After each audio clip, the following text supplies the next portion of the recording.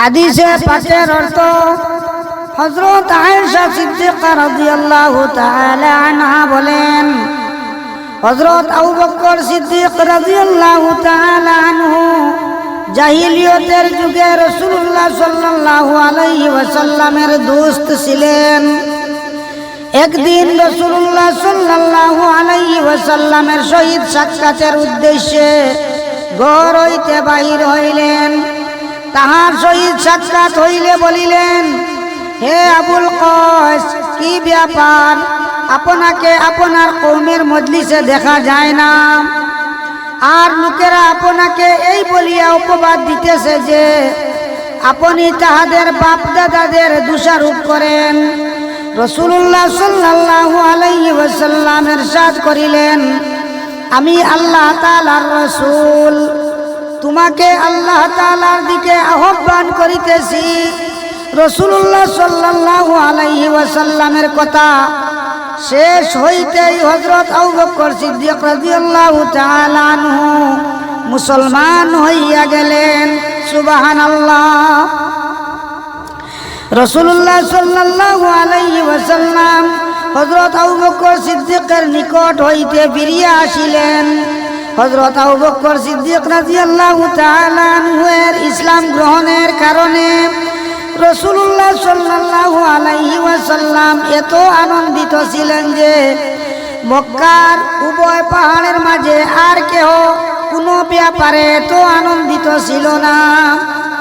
হযরত আবু বকর সিদ্দিক রাদিয়াল্লাহু তাআলা আনহু সেখান হইতে হযরত উসমান ইবনে আফফান, হযরত তালহা ইবনে উবাইদা, হযরত জুবাইর ইবনে আওয়াম, হযরত সাদ ইবনে আবি ওয়াক্কাস রাদিয়াল্লাহু আনহুমদের নিকট দাওয়াত দেওয়ার উদ্দেশ্যে গেলেন।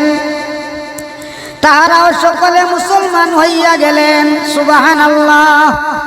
দ্বিতীয় দিন হযরত আবু বকর সিদ্দিক রাদিয়াল্লাহু তাআলা আনহু, হযরত উসমান ইবনে মাজউন, হযরত আবু উবাইদা ইবনে জাররাহ, হযরত আব্দুর রহমান ইবনে আউফ, হযরত আবু সালমা ইবনে আব্দুল আসাদ ও হযরত আকরাম ইবনে আবিল আকরাম রাদিয়াল্লাহু আনহুমদেরকে লইয়া রাসূলুল্লাহ সাল্লাল্লাহু আলাইহি ওয়াসাল্লামের নিকট হাজির হইলেন।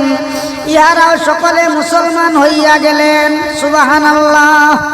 দুই দিনে হযরত আবু বকর সিদ্দিক রাদিয়াল্লাহু তাআলা আনহু এর দাওয়াতে 9 জন ইসলাম গ্রহণ করিলেন। সুবহানাল্লাহ। অন্য হাদিসে হযরত আবু হুরায়রা রাদিয়াল্লাহু তাআলা আনহু বলেন, রাসূলুল্লাহ সাল্লাল্লাহু আলাইহি ওয়াসাল্লাম আপন চাচা আবু তালিবকে তাহার মৃত্যুর সময় ইরশাদ করিলেন, লা ইলাহা ইল্লাল্লাহ বলুন, কিয়ামতের দিন আমি আপনার জন্য সাক্ষী হইব।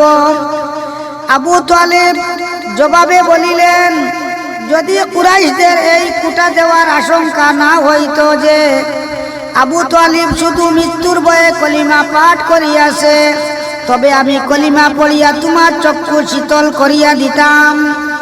এই পরিপ্রেক্ষিতে আল্লাহ তাআলা এই আয়াত নাজিল করিয়াছেন, ইন্নাকা লা তাহদি মান আহবাবতা ওয়ালাকিন্নাল্লাহ ইয়াহদি মান ইয়াশা।